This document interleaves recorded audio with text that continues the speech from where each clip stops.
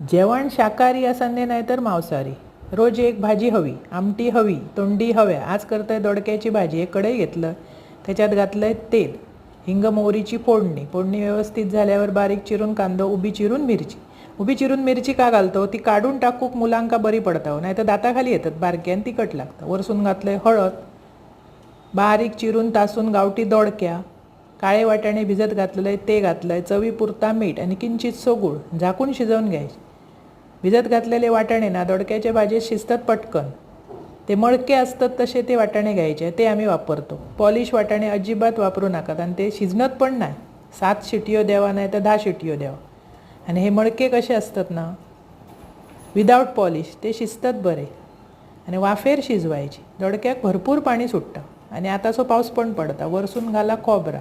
अप्रतिम भाजी लागता. अशी करा, खावा. आवडतली तुमका आणि आवडल्यास पटकन माझा चॅनल सबस्क्राईब करा.